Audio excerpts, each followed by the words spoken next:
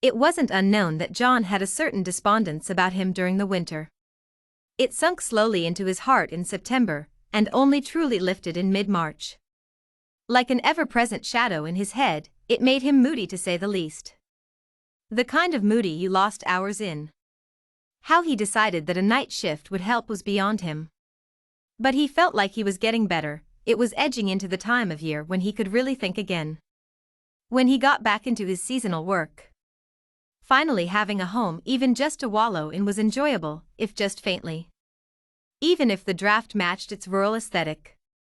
He loved his house, and even now with only an otherwise disappointing year under his belt, he felt a kinship with it. Though not so much with the things in it. Now most would doubt him, considering his laundry list of mental issues, but there were things here. But they were really nothing to concern anyone with, especially with his issues. They were blightful, and while John didn't much like them, they were as much a part of the house as its foundation. He understood that his lifestyle wasn't unobtrusive either. While he did spend a good amount of time away, he tended to be a bit lazy when he was home. Which he imagined was unnerving for them, considering the history of the place. He might have liked the history of it, but there wasn't much kinship to be had with that. He wasn't a farmer or a classical landowner. He was comparatively a bum. So John mostly hung out in a circuit of his own house with his spectral roommates. He'd eat, he'd sleep, he'd laze about or exercise, but he made a point of not bothering them when he saw. They weren't like bees or other animals. They had to go out of their way to hurt you. They didn't come into existence with claws or stingers, strength or hunger. They had to choose. Was all he could think when it happened. When the world stopped around him.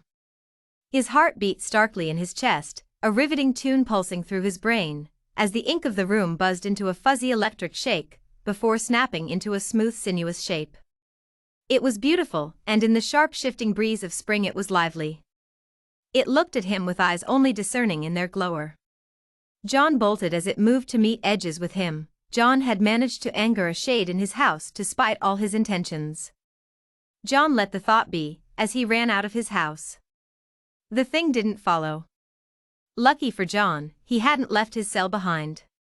The problem was that he didn't really have anyone to call. John couldn't really trust his work friends with something so odd, and while he wasn't too far out, he didn't want to bother anyone.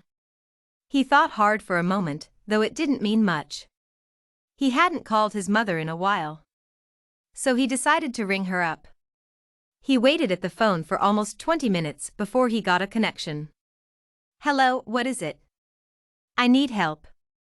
What's wrong, dear? John paused, wanting to explain properly. Have you ever had shadows in your house? In the daylight, sure. All kinds of things can block the light in a house. That's not what I mean, Mom. I mean like shades, the spectral entity. Oh, you mean Dash? Yep. Well, if it's a shadow beast, you may have to burn down your house. But Mom, I like my house.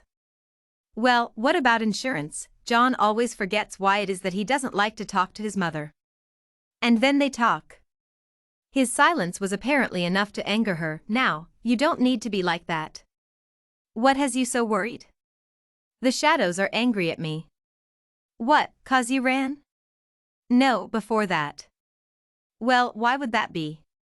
John didn't feel he really needed to know why. He didn't think it would be irrational to dislike him. He was an interloper.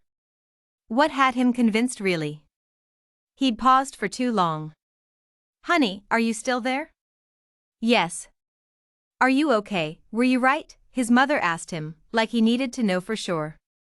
Something sparked on the edges of him. The shadow had walked from his house. He'd turned his head to watch it move. He finally saw it fully, the form it chose to meet him. No, I don't think I was. I don't think I can stay on the line right now. I'll call tomorrow? Johnny, sweetheart, what are you doing? I'm not really sure, Mom. He really wasn't. What could he say?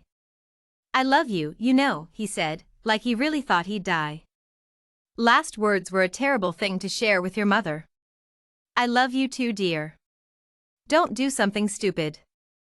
I won't, I'll call you. So don't worry, they said their goodbyes, as his eyes shifted from his thoughts to the shadow he was sure was staring. He watched it as it moved from the doorway down the path. He was never one for true logic. He was half sure that the creature would eat him anyway, opposing its form, its nature, just to be rid of him. He let the edges of it touch his hand, and while he knew it was morose, it wasn't angry. It was the shade itself, and it knew how lively things like him felt. The fear that things like him had, for things like it. It wasn't gonna eat him, and he just traumatized his mother over a domestic dispute. John couldn't think about that now, as his new friend let him embrace it. It really did buzz, and it was in fact fuzzy. There was a static to its form that was unlike anything else. Maybe John could love everything about his house. Even his roommates.